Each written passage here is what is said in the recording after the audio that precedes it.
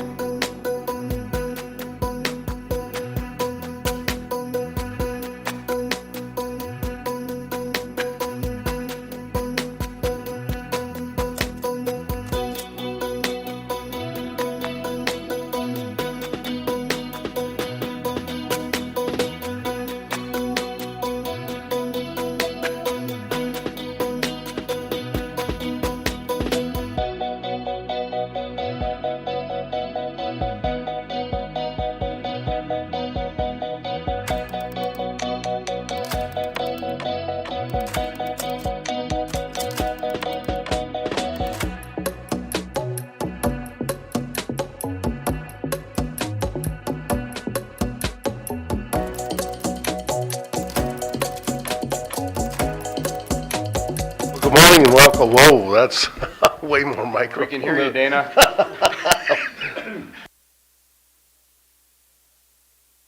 We've got to be on anyway for the, yeah, we need it for the, you bet, we'll do that. Oh, there we go. There we go. That's much better. Well, good morning, and I'd like to call this meeting of the South Dakota Board of Technical Education to order. Jenna, could we have a voice of all the board members in attendance? Dover. Present. Dykehouse. Present. Greenway. Present. Law. Here. Nelson is absent. Sabers. Here. Sandvig. Here. Schallenkamp. Here. Stuckey. Here. 8 members present, 1 absent. Thank you very much. Our second agenda item this morning is to adopt the agenda that was presented to you earlier. And if I could have a motion, please, to approve that agenda. Greenway second. Moved and seconded. Is there any changes or additions to the agenda as presented? If not, Jenna, could we have a voice vote to approve the agenda? All in favor, say aye. Aye. Opposed? All right. Thank you. Let's move on to agenda item number 3 is to approve the minutes of 2 of our meetings. The first meeting was at our March meeting, and I request a motion to approve those minutes. Move Sabers. Second Sandvig. Moved and seconded. Are there any changes or additions to the minutes of our March meeting? If not, Jenna, voice vote.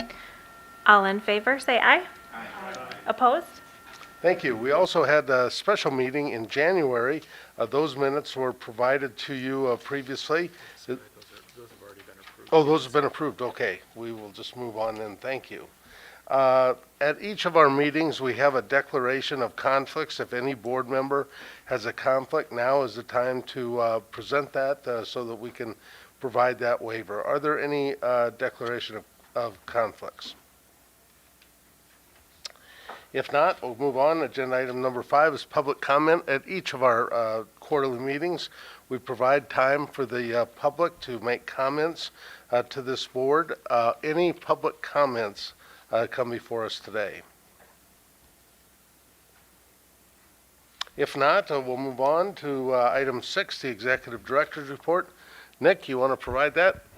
Yeah, thank you, Chairman Dykehouse. I have just a brief report this morning. You'll be hearing from me on a number of other topics throughout the morning. I did want to provide the board just a very brief update on something you've maybe heard about in recent weeks. The introduction of South Dakota's National Security Initiative was announced at an event in Rapid City in early April. And this is an initiative from Governor Roden and the Governor's Office of Economic Development. It's really focused around the defense industry and how South Dakota can continue to position itself as a leader in national defense.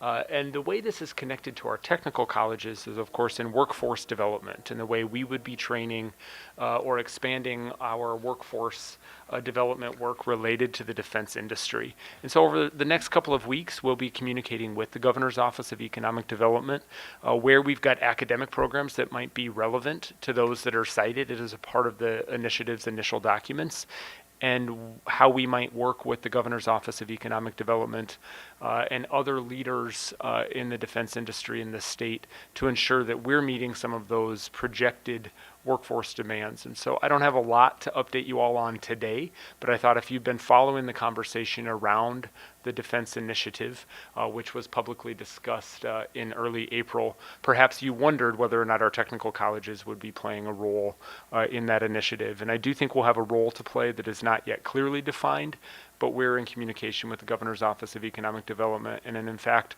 I'll convene with our presidents this afternoon as we continue that conversation here on the early stages of that initiative and the role that we might be able to play in preparing a workforce related to some of the state's goals there.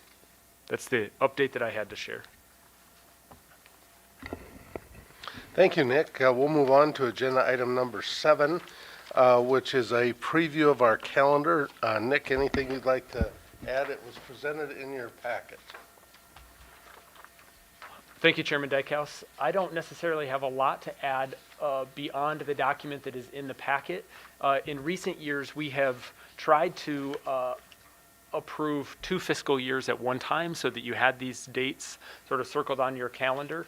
I guess the note that I would make for the group would be you'll notice both the December 2026 meeting and the December 2027 meeting still have the locations listed as to be determined.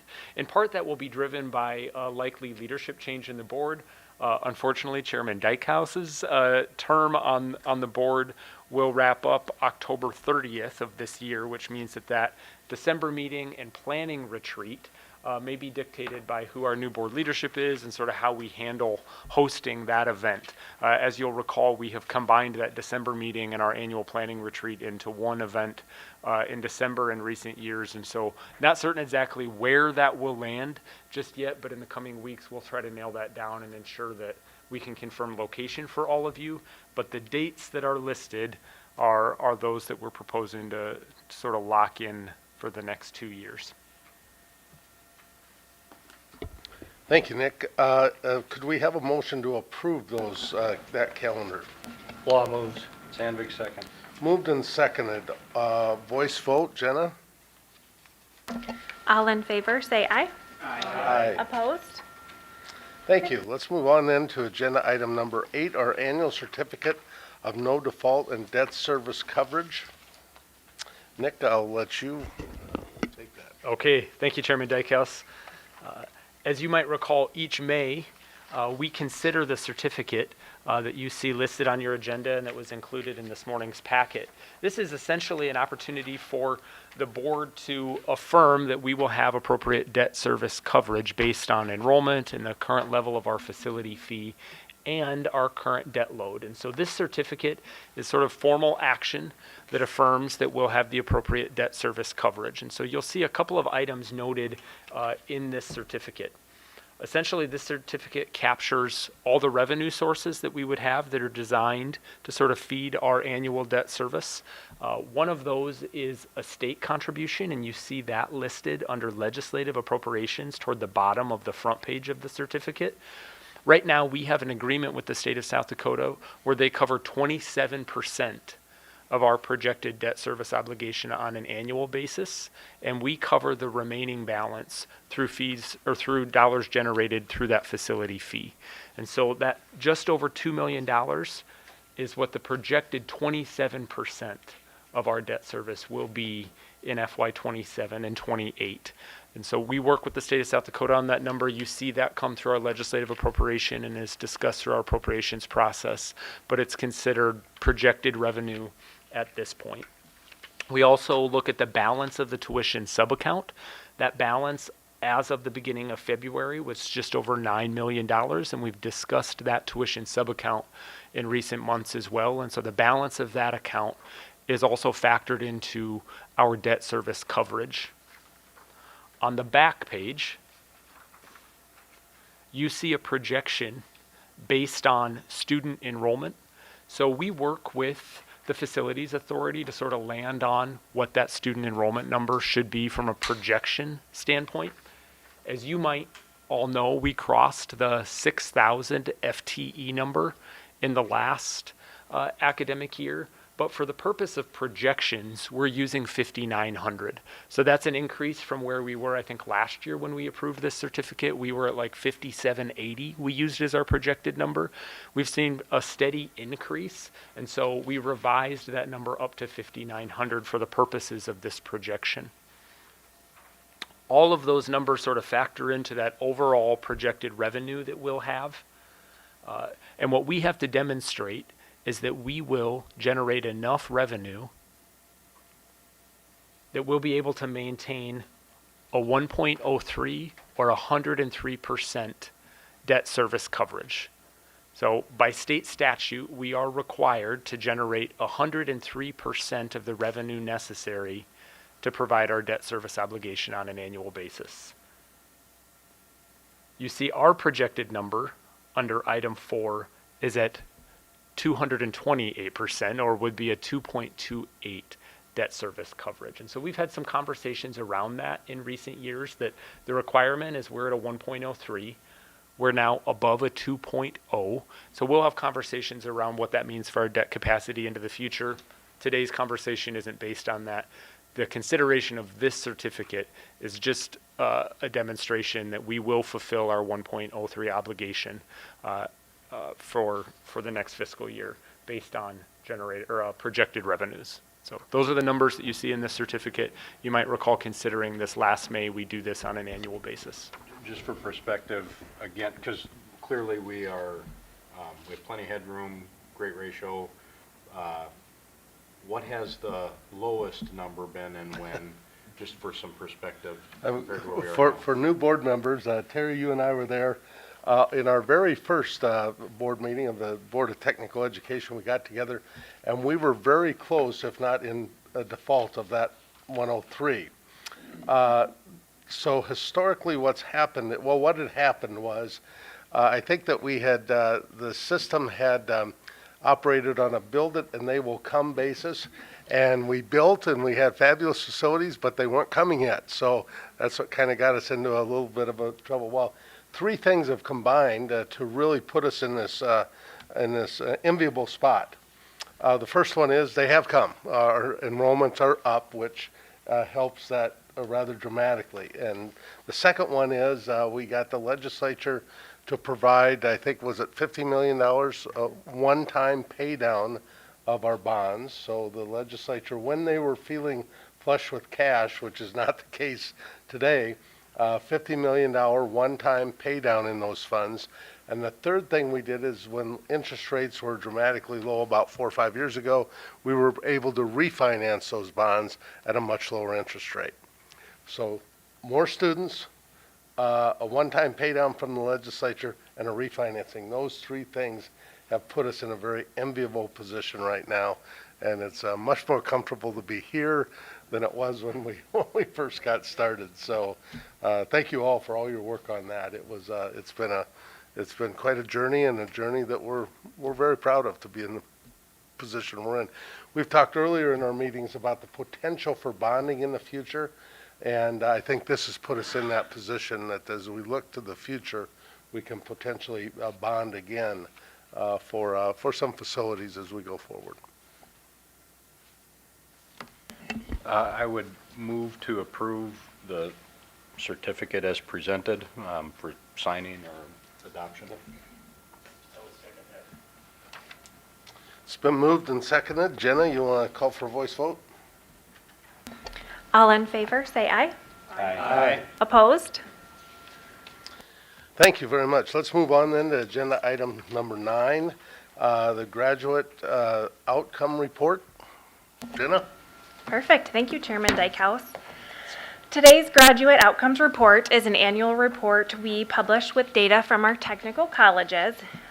Today's report that we'll highlight covers graduates who graduated during the 2024-2025 academic year, so essentially last year's class.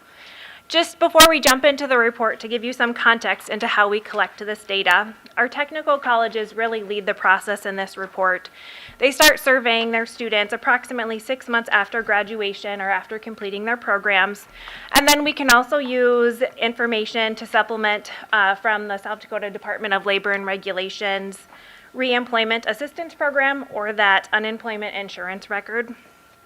Because surveying students is such a large undertaking, sometimes we just have to make judgment calls based on the information that we have available. But a big thank you to our campuses. They do a lot of hard work in this report every single year. We know it's a heavy lift for them. Really, this report answers just a couple of key questions on return on an investment, and not just for our programs, but also for the state of South Dakota. If you turn to the executive summary on page 2, we'll start with student outcomes data, and then we'll focus a little bit on the state of South Dakota. But I want to point out 3 areas: employment, earnings, and then continuing education and military service. If we look at employment first, among employable graduates, the data this year shows 98.8% are employed, 91% are working in a program-related field, and 86% are employed in their field here in South Dakota. So what this tells us essentially is that the vast majority of our graduates are not just entering the workforce, but they're doing so in roles connected to their credentials. I think these results consistently show strong placement picture across our system and demonstrate continued alignment between our programs and what our workforce needs. If you look at the historical total placement rates, we've consistently been around that 99% mark. This year we're just under 99%, but our placement rates have remained strong, and I think they continue to reflect that program impact. I think that consistency over the years is important to highlight. If we take a look at earnings next, our graduates reported an average hourly wage of $26.40 for in-field employment, and that's approximately $54,900 annually for full-time work. That reflects an increase of about 80 cents over last year's report. And finally, if we take a look at continuing education and military service for our students, about 16% of our graduates chose to continue their education or enter into the military. That reflects about a 2 percentage point increase over last year. So I thought that was an interesting note. Looking at return on investment now for the state of South Dakota, about 86% of our graduates remained in South Dakota after completing their programs, and 86% of graduates employed in their field are working here in South Dakota, as I highlighted earlier. So in other words, our graduates are not just completing their programs, but they're staying here and contributing directly to South Dakota's workforce and economy. The remaining pages of the program just give us a more detailed look at some of our outcomes by program and technical college. Page 3, so if you flip that report over, gives us outcomes by career cluster across our system. Notably, several career clusters show a 100% placement rate, meaning every single graduate is either employed, continuing their education, or serving in the military for that career cluster. And then pages 4 through 9 take a deeper look into career cluster and academic program at each of our technical colleges. So while that page 2 executive summary gives us that big picture, these pages help us understand how outcomes may vary by program. Just one final note, if you're looking at some of those detailed pages, we do redact programs with 5 or fewer graduates just for confidentiality purposes, but those totals are included in all of the numbers that I shared today. So with that, I'll open it up for questions from our team and our campus presidents if you have any. Thank you. Thank you, Jenna. That very well done report, and thanks to each of our colleges for helping collect that data. I know that's a heavy lift to do, but it's well done. Great information. Any questions or comments from our board or the technical college presidents? A comment of both appreciation to each of the colleges as well as staff for putting this together. When I look at page 2, if I have to do an elevator pitch on the benefits of career technical education in South Dakota, all of my data points are on this page. Absolutely every one of them. And so my great appreciation for that, for I'll say arming someone like me with that type of data. It's incredibly helpful. It's also incredibly impressive. So thank you. Other comments or questions? Does this material get submitted to the legislature, this report?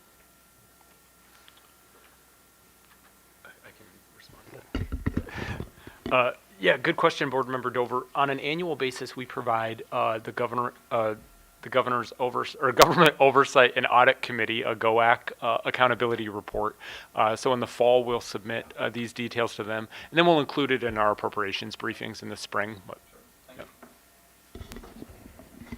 I think one of the responsibilities of this board is advocacy for technical education. So Dennis, you're exactly right. We should all have our elevator speech, and anytime we have the opportunity to visit with the legislature to do so, because I have a suspicion they don't all read it or pay attention as they should. But we should have our elevator speech ready, and this is a great basis for it.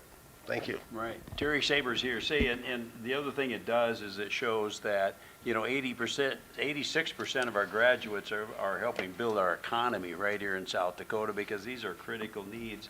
And after 1 year, the average wage is $26.40 an hour, which is a great start. And I know that most of them do not stay there very long. They're constantly increasing till, very soon they're over 6 digits. So we're doing a great job, I think. Thank you. Let's move on then to agenda item 10, non-substantive program applications. Jenna? These first three program applications are non-substantive program applications, which means they're smaller changes to a program application, maybe adding a credential with using an existing group of classes already offered at the college, smaller curriculum changes. All of our non-substantive program applications for this round were submitted by Southeast Tech. So I'll turn it over to Christine if you have anything to say about each of them. Otherwise, we can brief as well.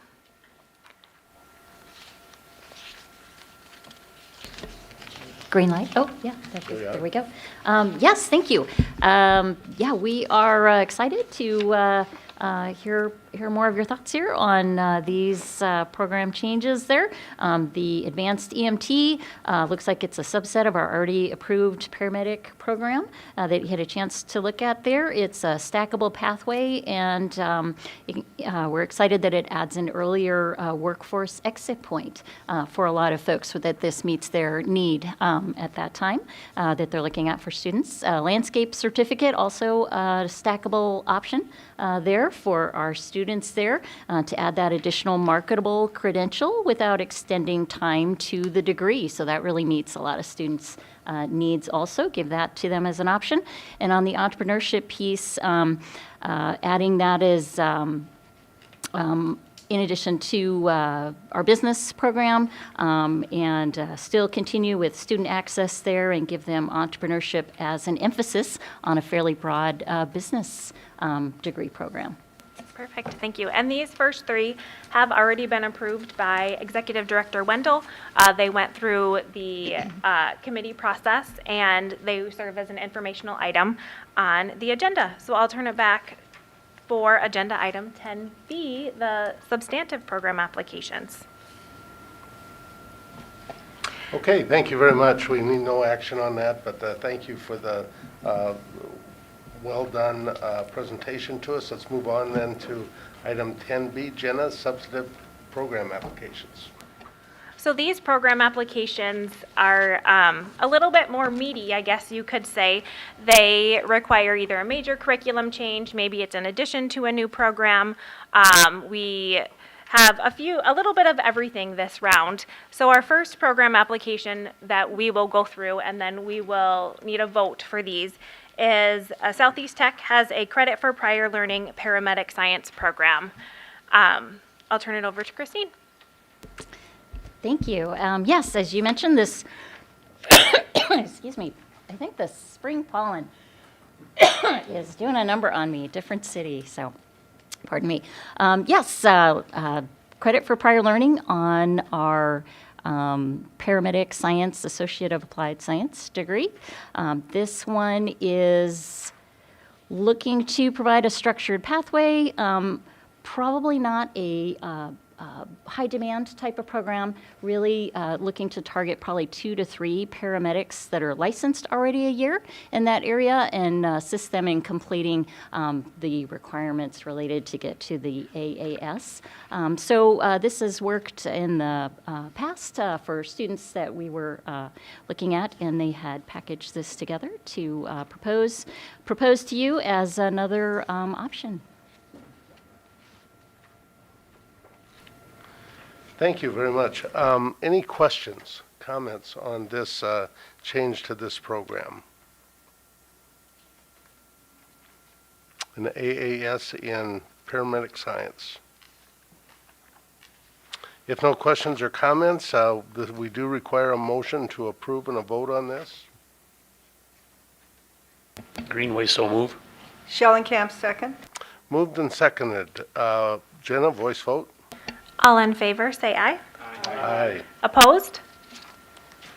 Thank you.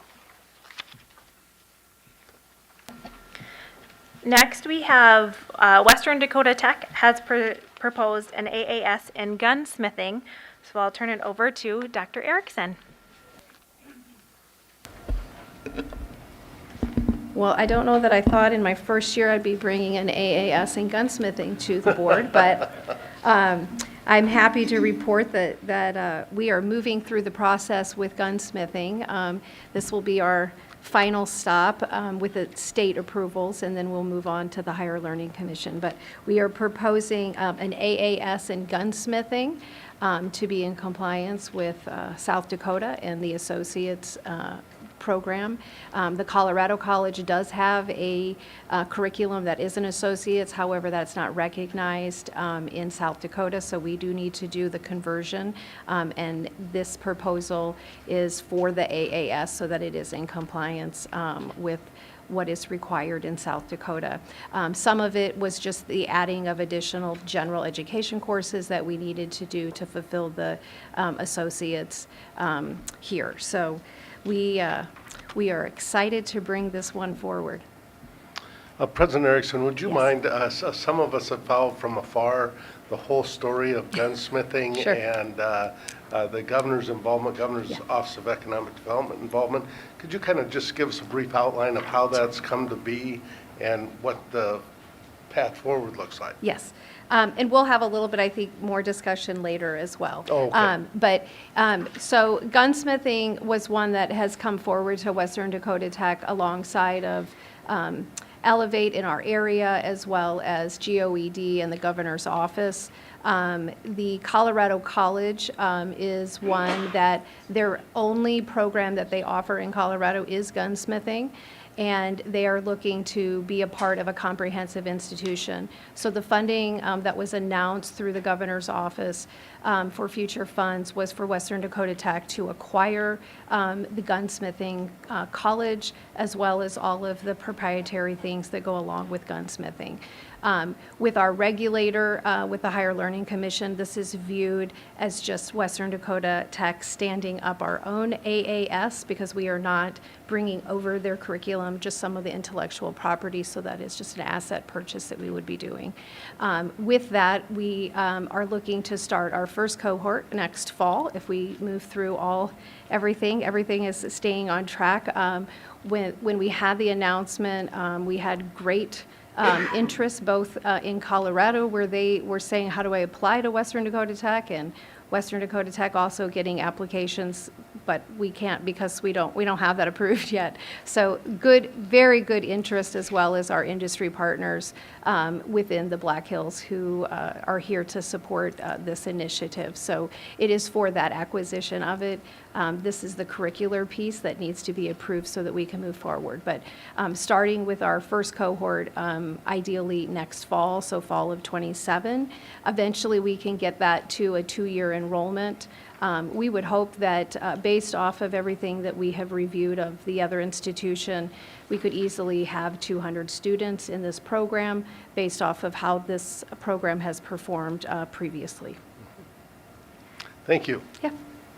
Any other questions or comments? Currently, the program is not a degree-based program. Yes, it is. It's It an is. associate degree that the students receive in gunsmithing.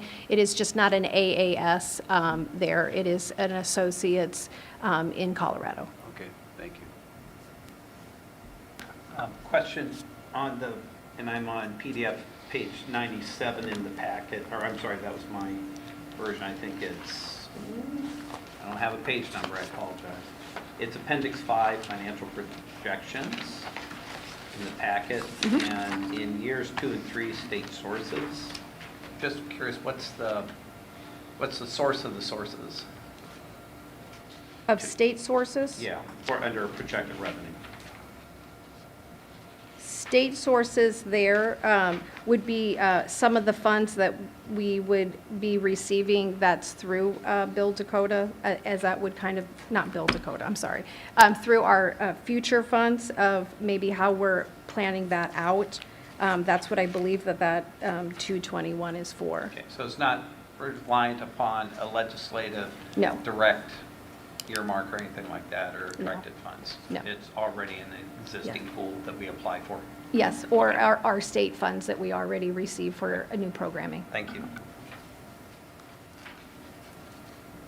Thank you. Any other questions? If not, a motion to approve. Law moves. Second, Sabers. Moved and seconded, all in favor, or no, voice vote? All in favor, say aye. Aye. Opposed? Thank you very much. Now we have one more, President Erickson. Yep. So we're bringing forward for our HVAC. This is actually to be more in alignment with our other peer institutions here. Currently, that is an associate's, and are going to be moving that to a diploma one-year program. And so this is really just helping to meet, some of the industry needs that we can produce our HVAC, so that they can come out in that one-year time frame versus the two-year. Plus, we have certainly more of an interest of our students to be completed within 1 year to enter the workforce. So it's just moving it to that diploma one-year offering. Question, do we have similar one-year programs at our other colleges? Yeah, we have both the 1 year and a 2 year option. Yes. Thank you. Any other questions? If not, a motion to approve? So moved, Stuckey. Greenway second. Moved and seconded. Jenna, voice vote? All in favor, say aye. Aye. Opposed? Thank you very much. We'll move on to agenda item 10. Jenna, you want to give us a brief overview? Yes, so this is an additional location application that Western Dakota has submitted for the Rapid City Correctional Facility. This is just like a substantive program application, so it does require board approval. So I will turn it over to Dr. Erickson to explain. Yes. So as you know, we have the women's prison that is coming to the area, and we have been working with the state specifically on what those educational needs are. They would like, different than we currently do prison education for the men's prison, and they actually come to Western Dakota Tech to campus for plumbing. The women's prison, they are asking us to come to the correctional facility there as opposed to having the individuals come to campus. So it is an additional location because we will be doing education there in the prison. Also, as we looked at different programming, and we did have conversation as well with Southeast because they were having conversations just so that we could hopefully be in likeness of where some of those state needs are for prison education. For the women's, the state came to us to ask us to look at entrepreneur, and that would be eligible under our second-time Pell. So at this point, the additional location is just for us to go into the women's prison so that we can provide education there. Questions or comments? Same question Jim had asked on the, you have state source funds in year 2 and 3, similar to the gunsmithing forecast. Is that committed funds as well, I'm assuming?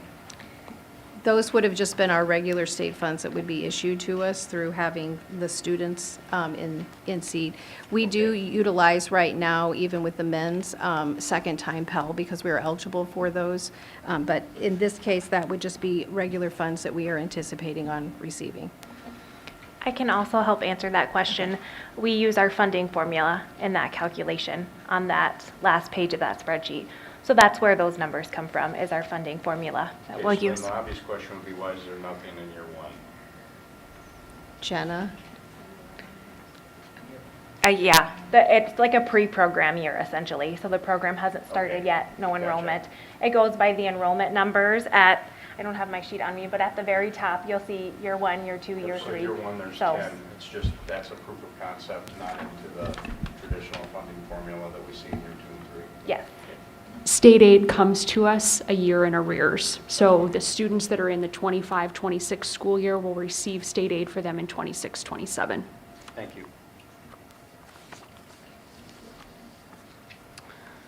Just a quick comment. Last week, or 2 weeks ago now, for about the 5th or 6th year in a row, I attended the graduation at Southeast Tech of our welding program at the prison. Recidivism is a big issue in South Dakota right now. We have about double the rate of most states, and I think education is the key to that.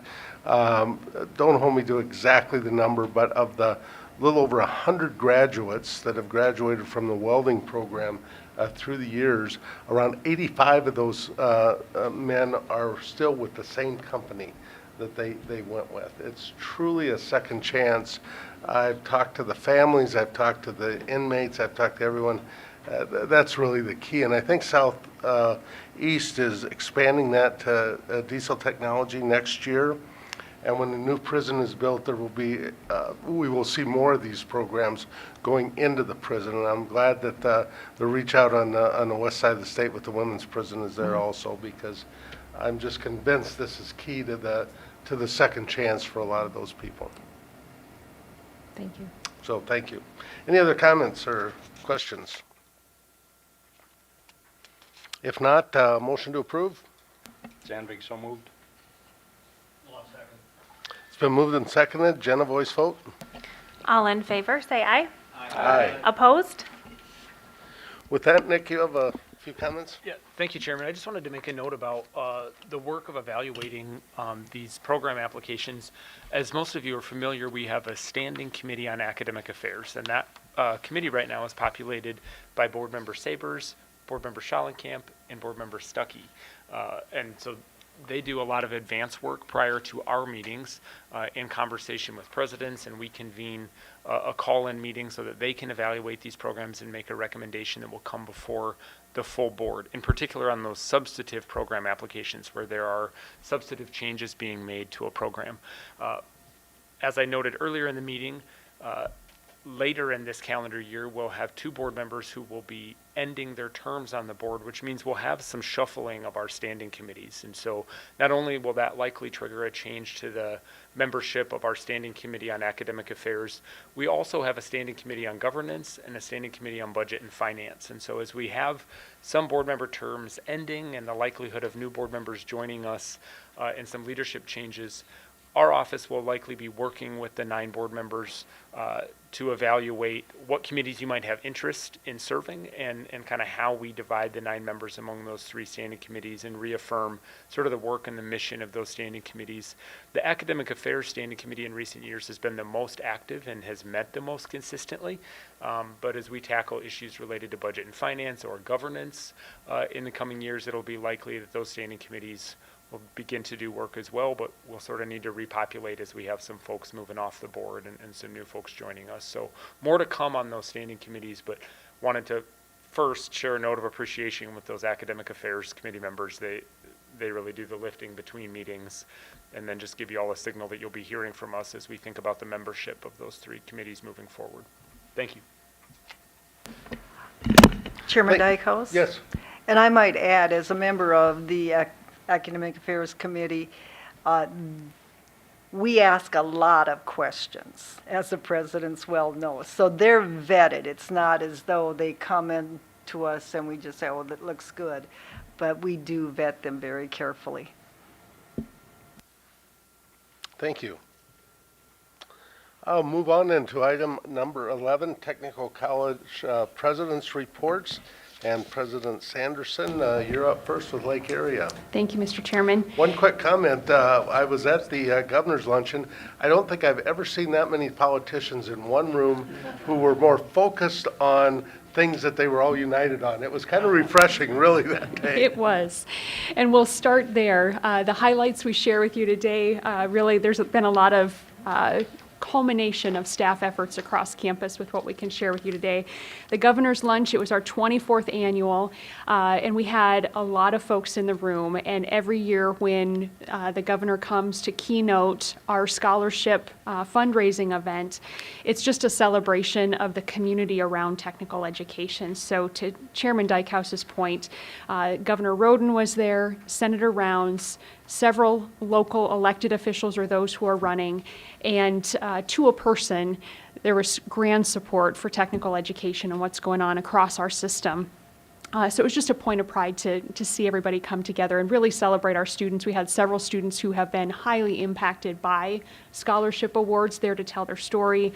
And so just a great annual tradition on campus. It was actually something that Senator Rounds started in 2003. As I understand the story, there weren't state funds available with a Lake Area Tech request, and he said, I can't help you out on that front, but I can come help you raise funds locally. And so that promise was made. He keynoted that first year, and every governor every year since has been on campus in the spring to help raise funds for scholarships. So terrific event, and really appreciate the wide support. As I also understand it, they didn't let him off the stage after the first year without having him commit to the second year, and they've never missed one since.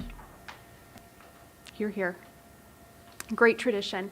On the second page, sharing with you some of the success that our students had at the annual state conference for Skills USA. If you're not familiar with Skills USA, it is an opportunity for our students at the post-secondary level in programs across campus, everything from the traditional trades to some healthcare programs and our law enforcement program, to compete against their peers across the state in the skills that they will use going on to the job.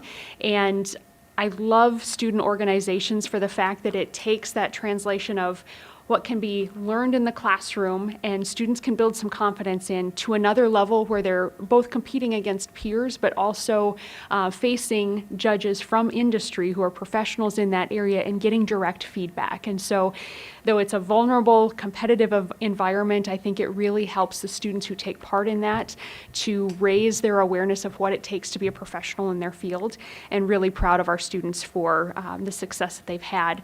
This next year, in 2027, Lake Area Tech will host the state competition on our campus April 15th and 16th. So would certainly invite you to come and be a part of that state level competition.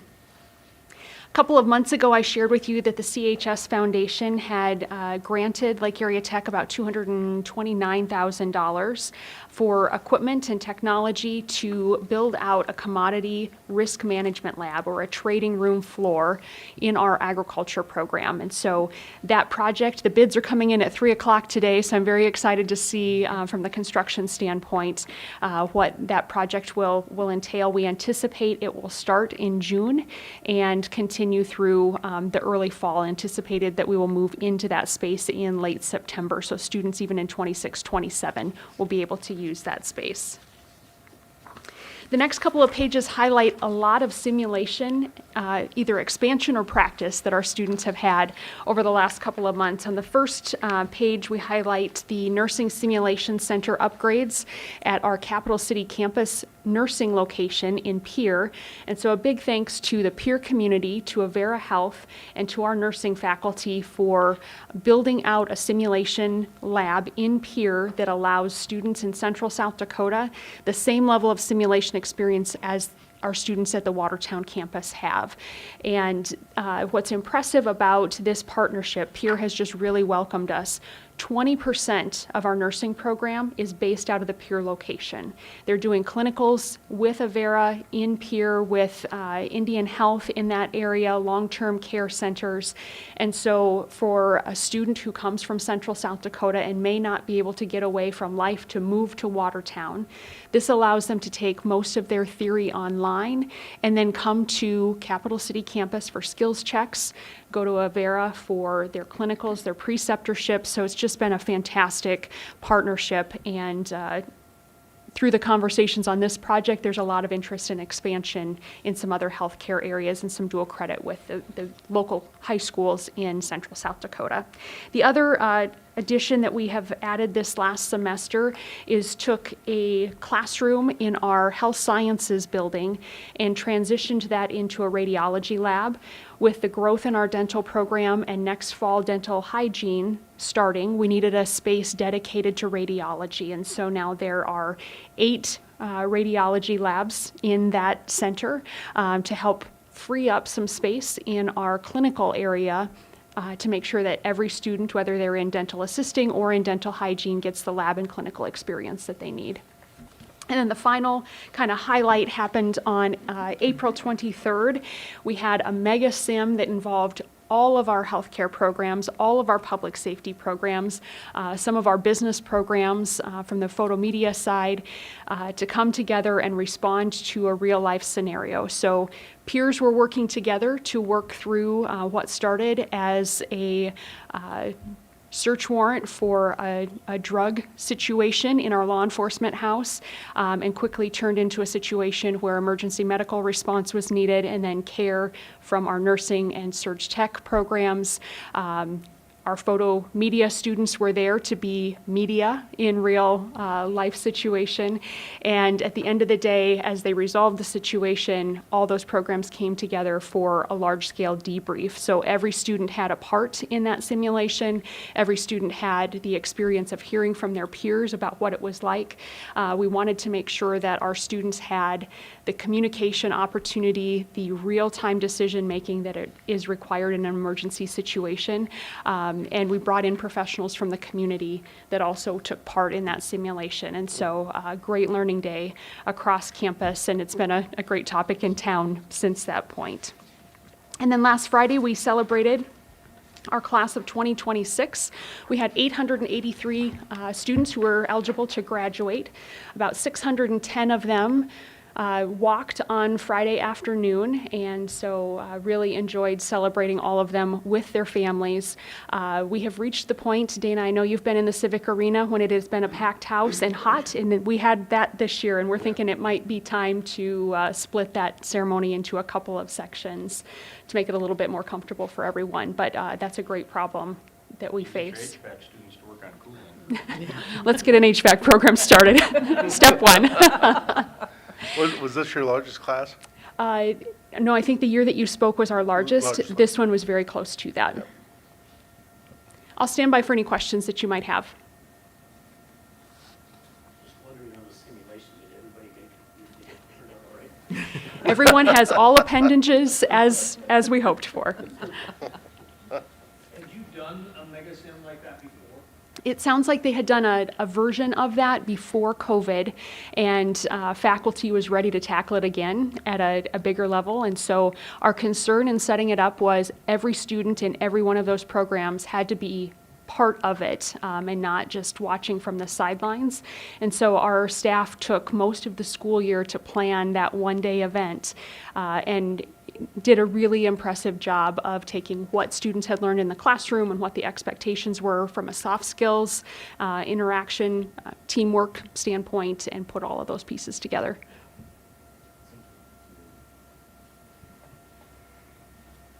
Other comments or questions? If not, we'll move on to Mitchell. Thank you. Just a couple of things to highlight. One of the things, we celebrated graduation a week earlier than Lake Area did. We have 3 ceremonies due to space limitation at the Corn Palace. As I was looking this year, I thought, well, maybe we'll be able to go down to 2, and after the third one, I thought, no, we'll stay at 3, and maybe we'll see from there. But it's exciting to see families come and celebrate with the graduates. It's nice to see the graduates go across that stage, but it's really a family thing, and it's wonderful to see the interaction between the faculty and the families, and to hear the stories about how lives have been changed. I spoke to you earlier today about our young man that came from California that's now going to be a South Dakota resident.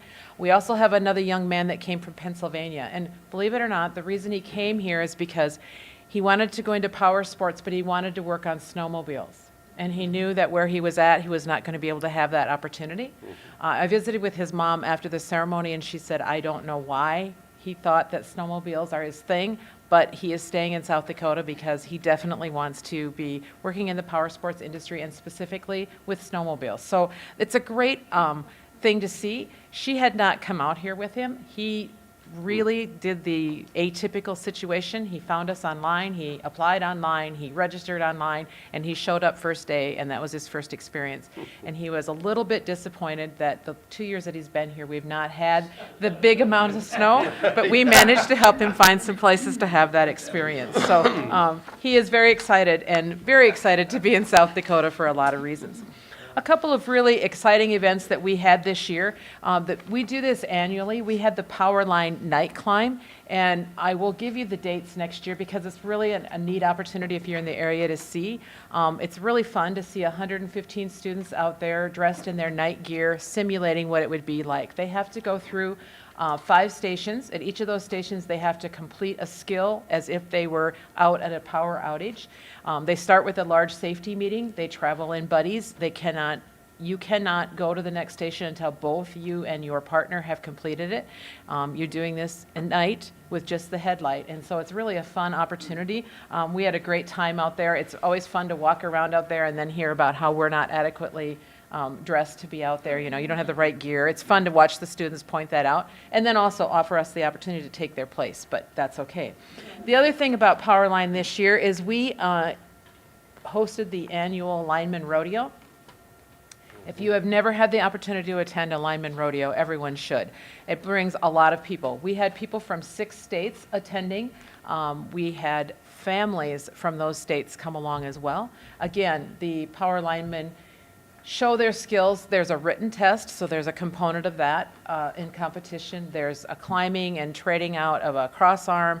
There's a from the ground fuse work. There's work in the bucket. So the nice part about our indoor facility is we can have it, and students are really excited about the fact because a Lineman Rodeo does not matter what the weather is other than lightning, they will go on. And so they were excited that we had indoor facilities because then it really didn't matter. But it was cool to watch those students. It was great to watch the interaction. We have a lot of industry partners that come during that time, both as judges, but also just to meet the students and hopefully recruit them, those that haven't already been recruited. But it's a great experience. It was fun to hear them brag up their faculty and their program to the other programs, and so what an exciting opportunity. We will travel next year probably to Michigan because I think that's where it goes, and then they voted this year that they might want to bring it back more often because we do have the indoor facility, and with our new indoor facility we'll even have more room, so I can understand.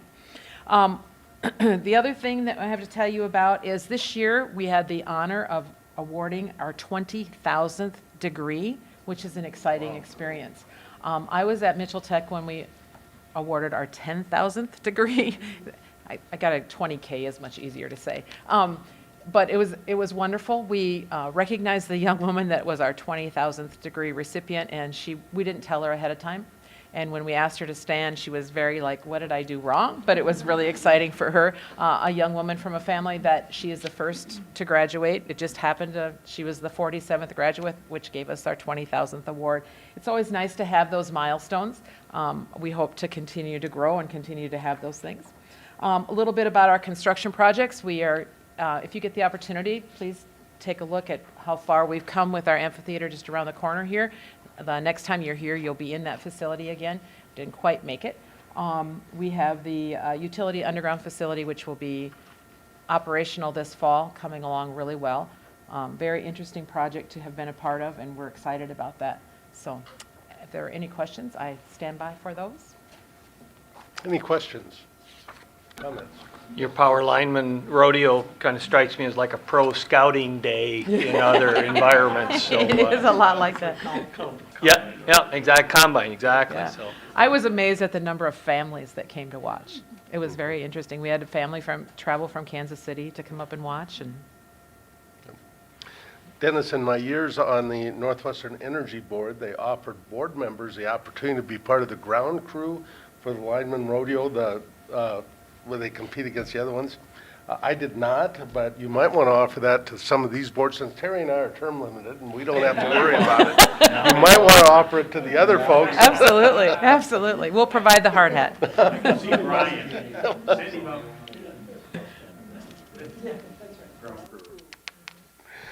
With that, we'll move on to Southeast. All right. Thank you. Let's see, right here on our first page, Southeast Tech is a semifinalist, one of 25 semifinalists on the Aspen Prize. I have had the treat of being somewhat involved in helping put together Aspen applications, but this is really a heavy lift from folks that work a lot in student services. My zone's typically finance world, so I get to watch that, and it's a lot of work. It's very robust, and it's so great to see folks that have worked so hard with students and helping them achieve their dreams be recognized, and the 25 semifinalists. So that will be exciting to see where that takes them next on that journey on the Aspen review and consideration. We also recently broke ground on a home building lab. That is a new facility that we'll be putting up that's made possible by a $2 million grant from Wells Fargo. And so that was just, I think, last month, and it was a lovely day outside, and really great conversations, and has already intrigued others to reach out to us and have good conversations about maybe future partnerships that are related to that. So been really fun to be a piece of that and see the new design come together and get ready to see that building start to go up. Let's see, probably the other appealing thing here, Marmon Energy had invested $1 million here in our welding lab, so that's a real vote of confidence for what they see as the future of welding as a profession and also a career choice, and helping us make sure that is where it needs to be for students that come and want to have the ability to work with the best. And also, we had a signing ceremony there for $6 million in state funding for the new James Abner Center for Advanced Manufacturing. So that's also been a very exciting project to see come together. A lot of really good work from faculty looking at potential plans and what's the best way with this great opportunity from the ground floor to put together the new design of the Abner Center and make sure there's a lot of integration and opportunities for these students to work very closely together for some of these careers that are going to work very closely together once they graduate. So hoping to see that those plans finish up and see that one go to bid, estimated at approximately $24 million overall when the whole project is done overall. So pretty exciting stuff at Southeast Tech. Thank you. Great. Any questions or comments? Kind of interesting, I asked Corey, when they announced the $2 million from Wells Fargo, I said, did you solicit that? And he said, nope, just got a phone call one day. So I'd encourage President, stay by your phone. You never know when you're going to have a surprise. But a terrific surprise. I think it's under construction, or the ground's already broken. It's already underway. So it's a great opportunity to do that home build indoors again, too. So that would be great. Let's move on then. All right. So I think you can see that the governor has been making his rounds to all of our locations. So our first one was just again sharing in the $4 million that we received for future funds, and very excited about that. Had a very good turnout for that announcement. So great things happening in the West region there. As with all of my colleagues here, we were celebrating graduation just last week. So as my first graduation, we have moved to the Monument Summit, the biggest space that's there, and we were so excited to see so many family and friends out there. I just asked that we had some fireworks, and so we did. Well, my version of fireworks that you can do inside. So it was a great celebration that we had. Lots of, whether it was with commencement or with our honoring ceremonies, pinning ceremonies. So you'll see several pages that we're just trying to highlight our outstanding students and our programs. They have worked extremely hard, and we take a pause.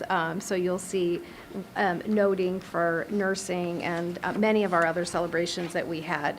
Law enforcement, they literally were in Pierre and came back that next day to do their ceremony, and I'm happy to announce that for the second year in a row, they had 100% pass on all components for law enforcement, so that was outstanding for their accomplishment. Although the state said maybe we should make it harder, I just think it just means that they were doing outstanding work. So great celebration for them for a second year in a row of 100%. Also, like some of my peers here, we also had an honoring ceremony. That was a tremendous turnout and just a very moving experience of that celebration. So it's a tradition that we hold, and we will continue to do that. So. And we had incredible food at that as well. The other one that I haven't necessarily highlighted on, we were waiting for the announcement of the grant. that we received, but we have secured $120,000 to do the Catapult Stakeholders Group. Why it is so important, there's nothing quite like that in the state, and it is bringing together your industry, education partners, and workforce and community, multiple stakeholders. It was incredibly easy to find 65 people from all of those sectors who said, yes, I want to be in that program. We were able to get through our Vukorovich Foundation the funds to secure that for a 3-year program that we hope will continue on. But this will be the first pilot of that stakeholders group, but multiple stakeholders coming together to solve some real initiatives that we need addressed from a workforce standpoint. We hosted, once again, our Earth Day and had 1,000 people on campus. Now, I did hear, because it was not the warmest of days in the hills. So they did bring, the petting zoo came into the sim area, but they said that they did it in a very creative way. But the animals needed to come in-house, I guess. But we had a great turnout for that event. Also, like many of my peers here, we are always happy to celebrate with Skills USA, and Western Dakota Tech performed very well in that capacity. I think I've shared previously that our welding, last year we had a female student who qualified for Worlds, and that has lit a fire in our welding program to get another student back to Worlds. They did place first, and they're going to nationals, so they're trying to figure out that secret recipe of they want to get back to Worlds. So that is something that they're striving for. But always great for our students to show up and have healthy competition to show off their skills and their academic achievements. I'll stand by for questions. Questions or comments? For the first picture, the construction of the home, it looks like the instructor has a Band-Aid on his head. Like on the first page? Uh-huh. Right by his eyebrow. Nope, it's his safety goggles. Okay, okay. I was just concerned about safety. I am too. I am too. I was just going to say on the 15th, you said your law enforcement students were going to the is what the competition was, or on the way? No, they were doing all of their state testing, and then they were coming back for their ceremony. Okay, well, when I pull up, I had a meeting up in here, at the gas station around the interstate. And I filled up with gas, and all of a sudden there's a police car here, and I see all these black vehicles, and here are all the Western Dakota law Yes. enforcement. And they were inside, and dressed very professional. I was a little nervous beginning. The lights behind me and around me, yeah. It was all your students, or a number of them. Yes, coming back.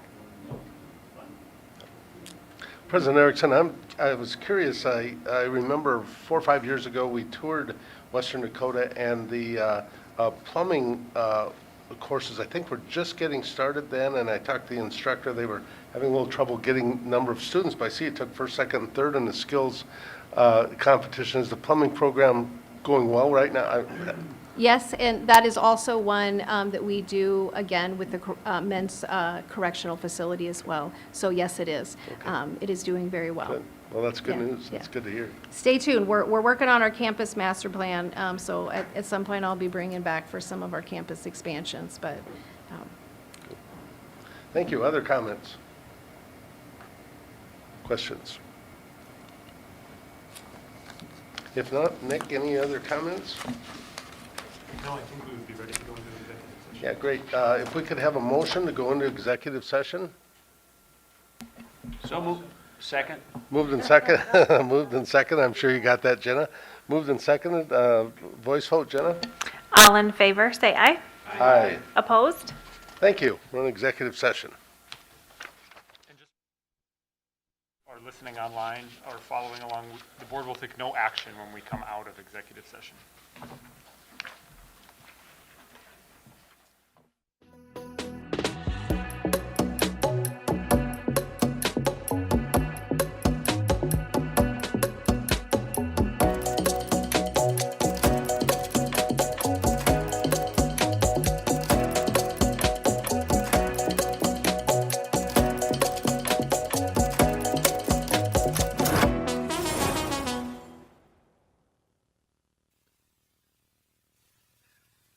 From early learners to lifelong students, SDPB inspires curiosity through trusted educational programs and resources for every stage of life. Good, useful, and full of wonder. SDPB.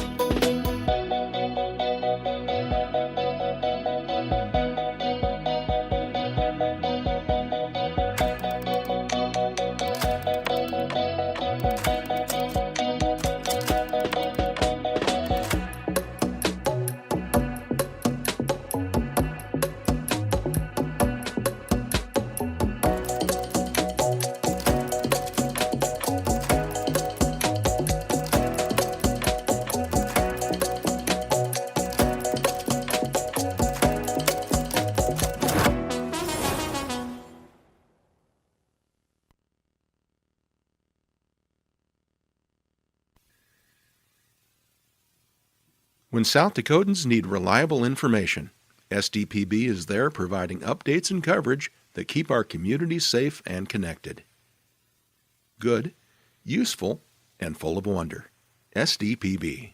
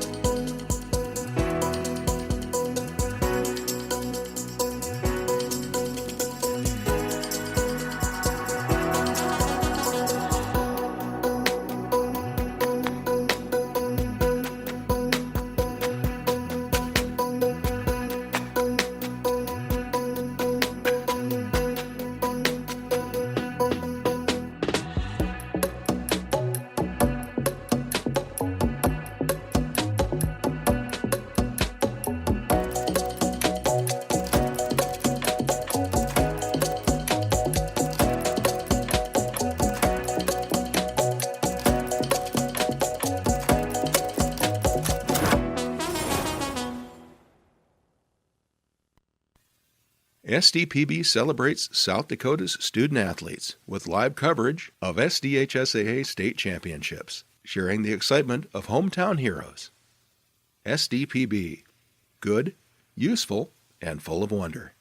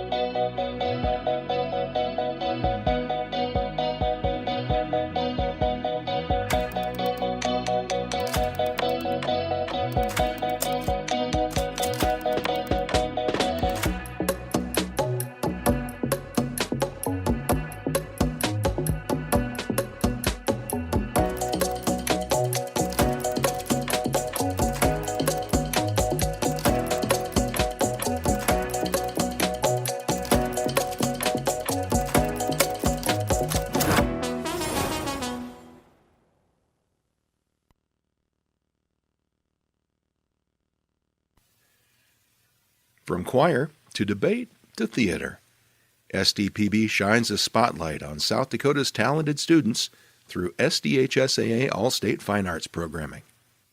Good, useful, and full of wonder. SDPB.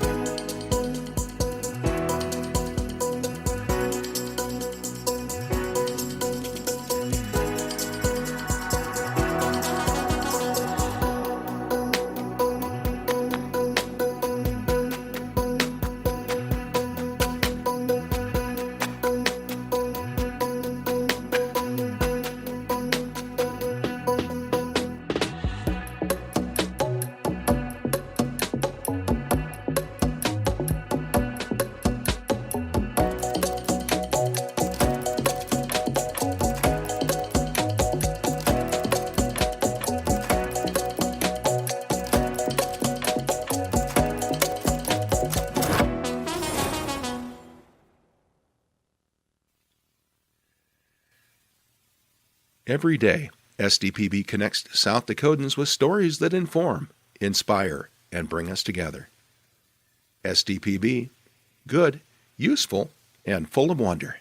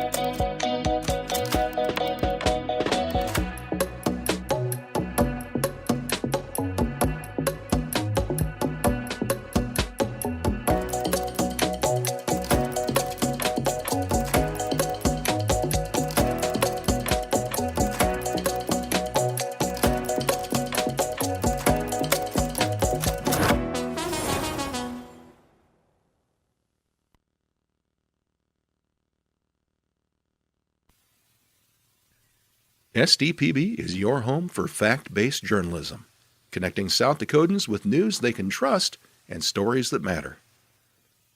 Good, useful, and full of wonder. SDPB.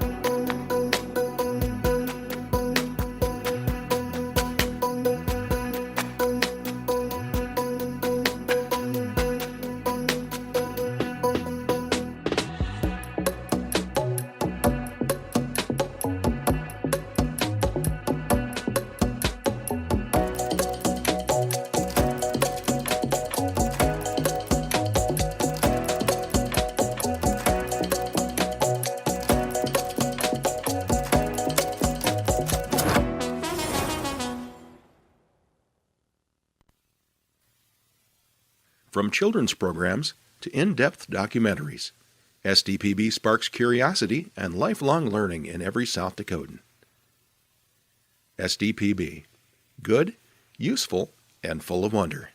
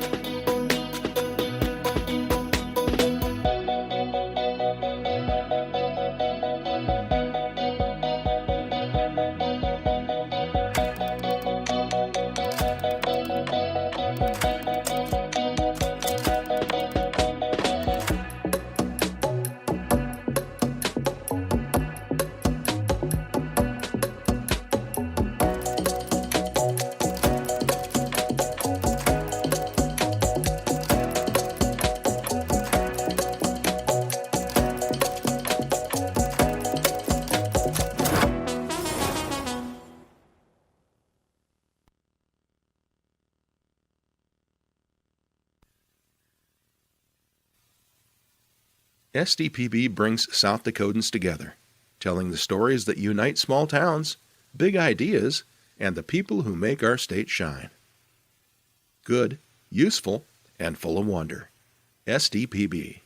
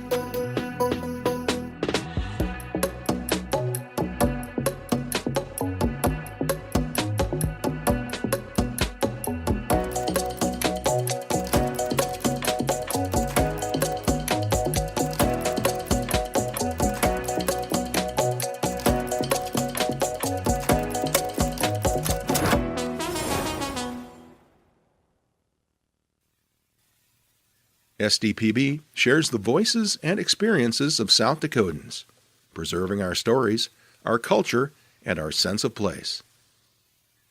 SDPB, good, useful, and full of wonder.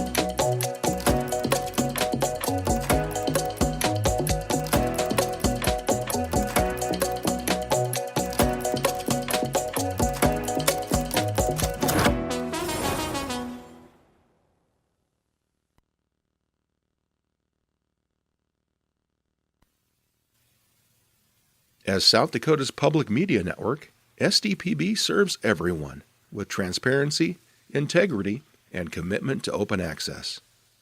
Good, useful, and full of wonder. SDPB.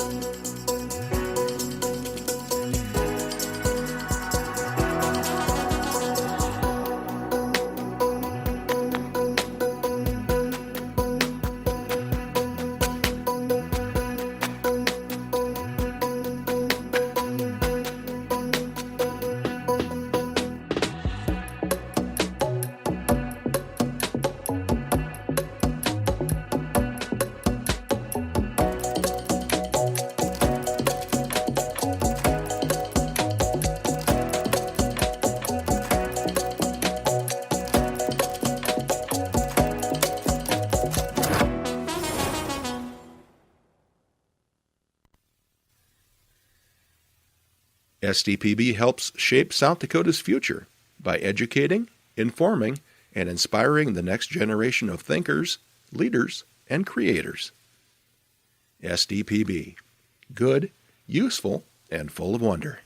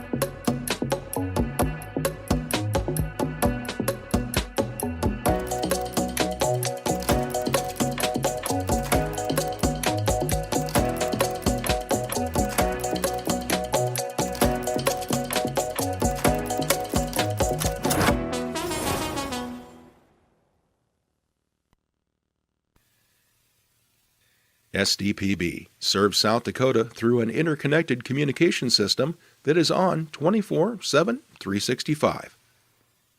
The first place for Amber Alerts, public safety announcements, and EAS messages. SDPB keeps public servants and citizens informed. Good, useful, and full of wonder. SDPB.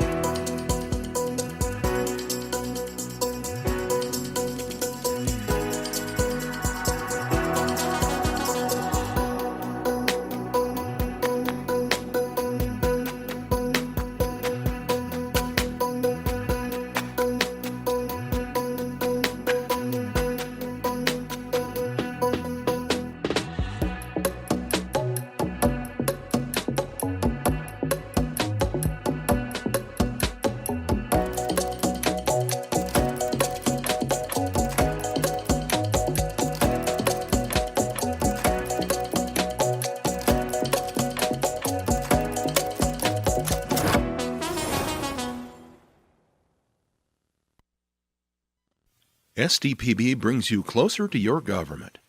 With gavel-to-gavel coverage of the South Dakota legislature and in-depth reporting from Pierre. Good, useful, and full of wonder. SDPB.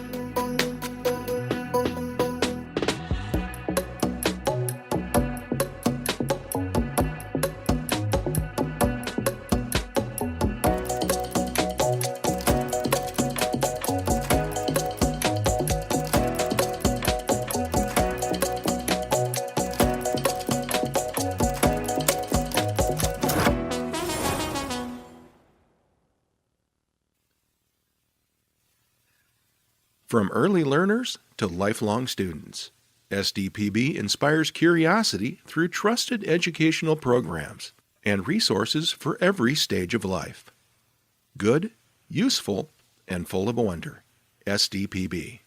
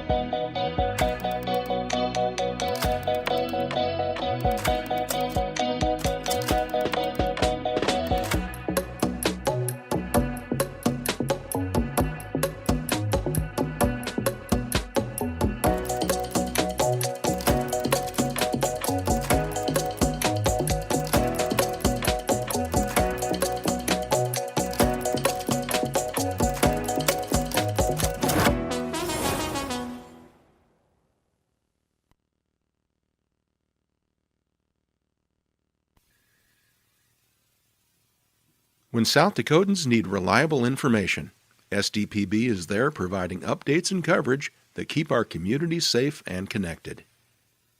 Good, useful, and full of wonder. SDPB.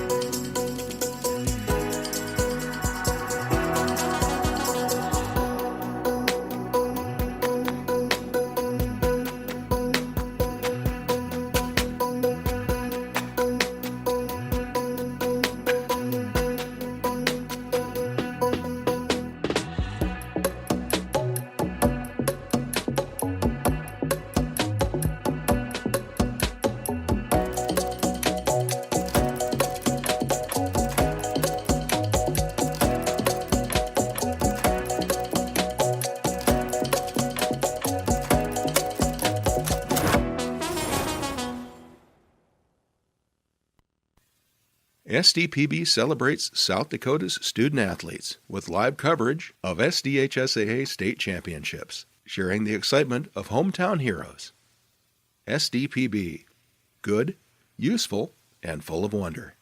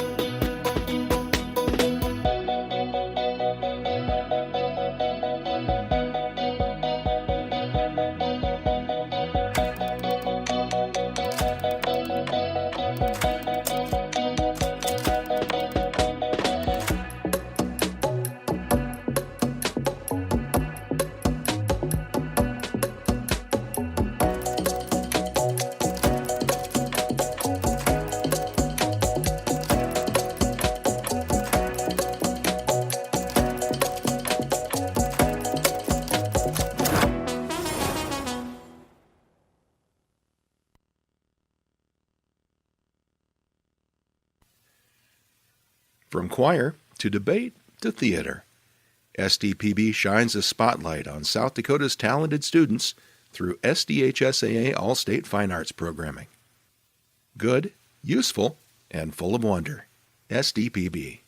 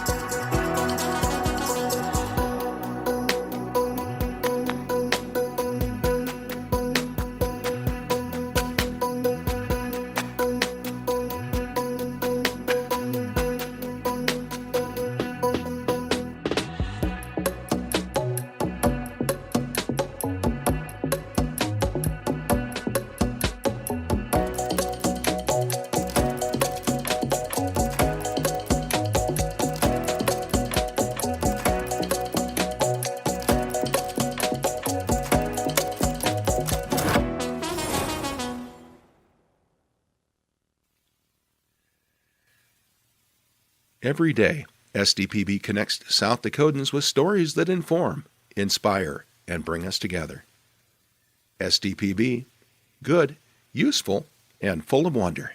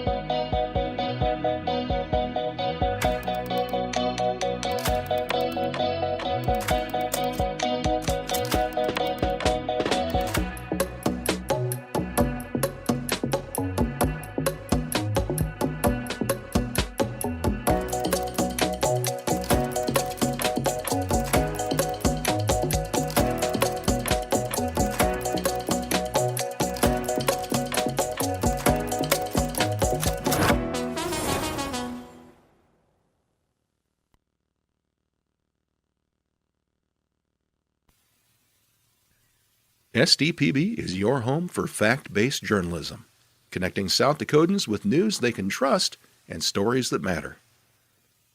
Good, useful, and full of wonder. SDPB.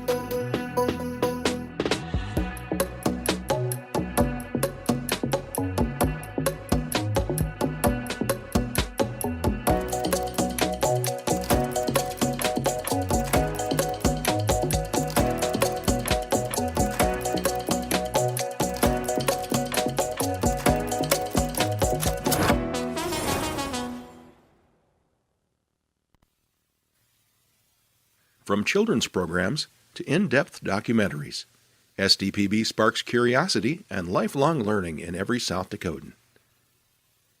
SDPB. Good, useful, and full of wonder.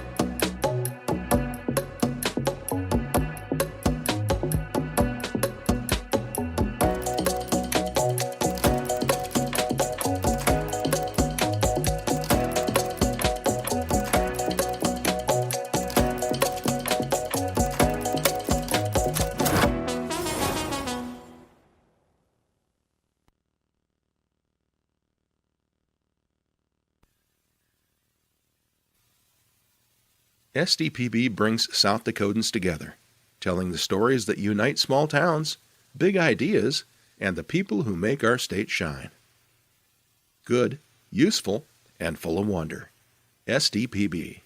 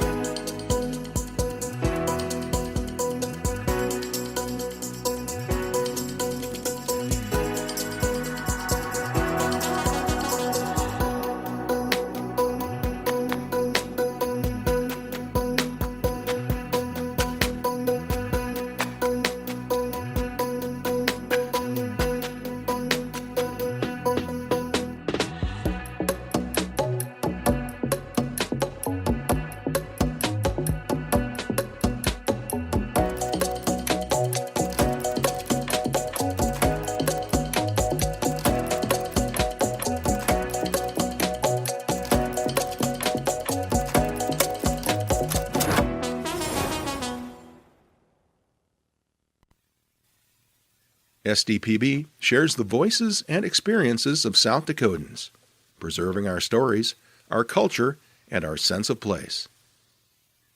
SDPB. Good, useful, and full of wonder.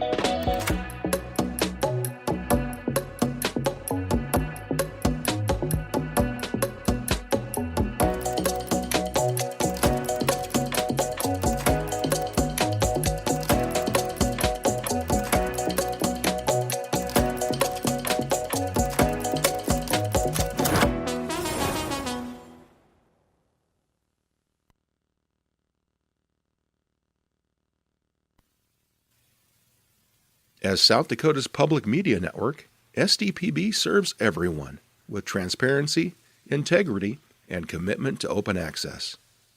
Good, useful, and full of wonder. SDPB.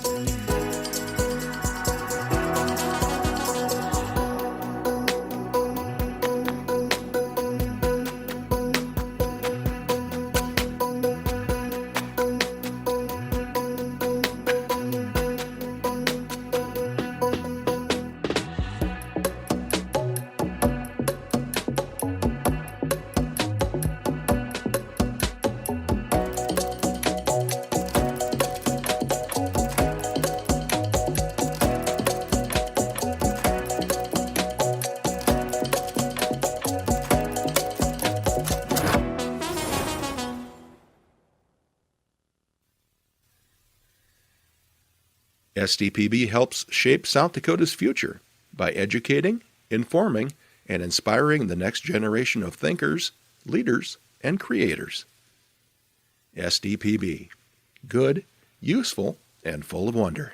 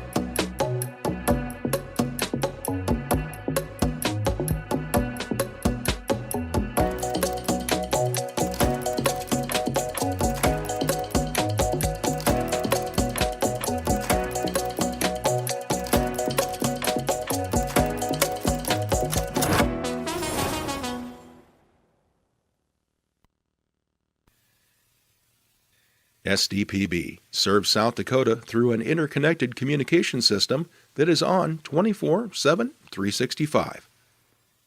The first place for Amber Alerts, public safety announcements, and EAS messages. SDPB keeps public servants and citizens informed. Good, useful, and full of wonder. SDPB.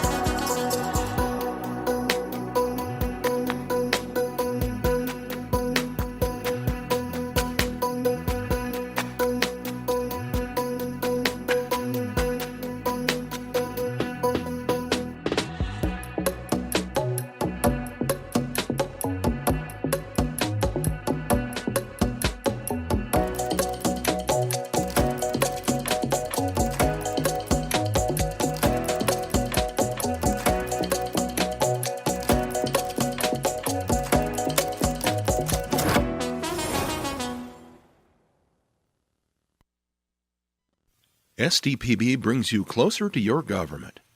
With gavel-to-gavel coverage of the South Dakota Legislature and in-depth reporting from Pierre. Good, useful, and full of wonder. SDPB.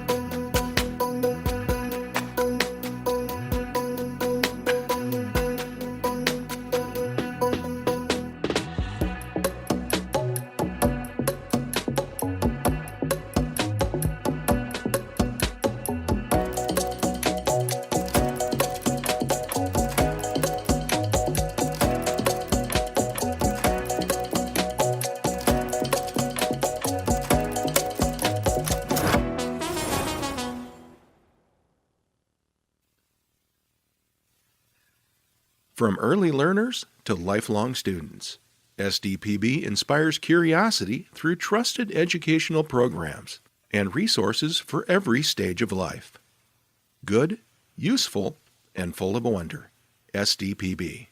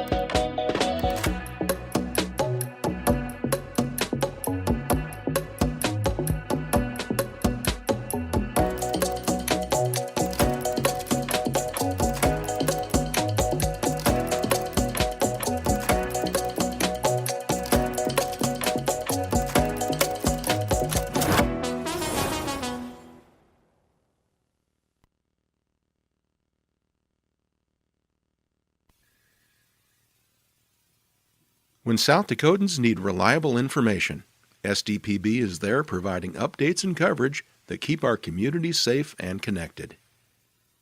Good, useful, and full of wonder. SDPB.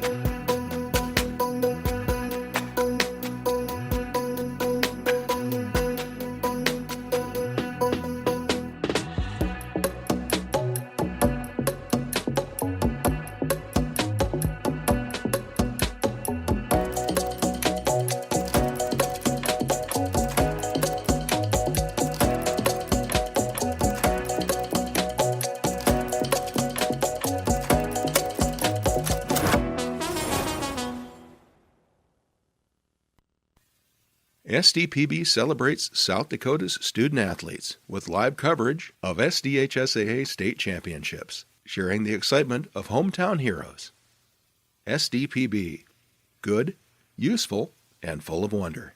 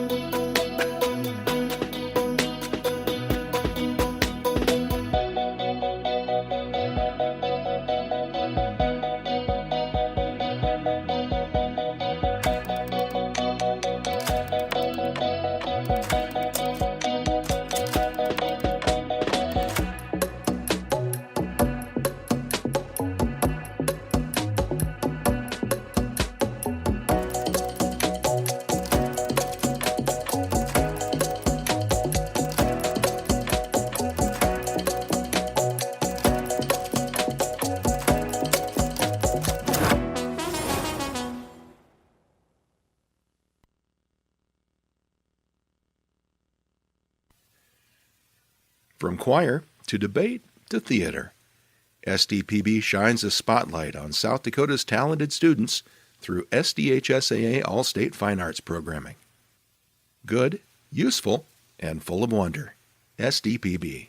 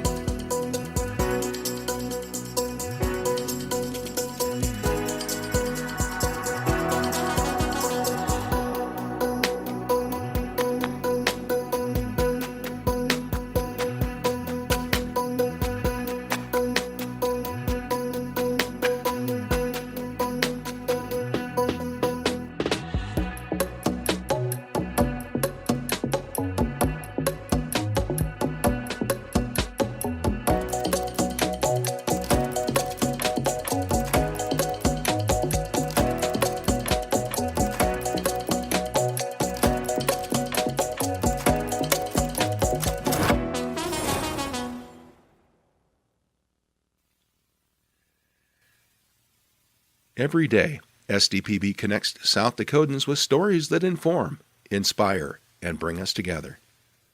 SDPB, good, useful, and full of wonder.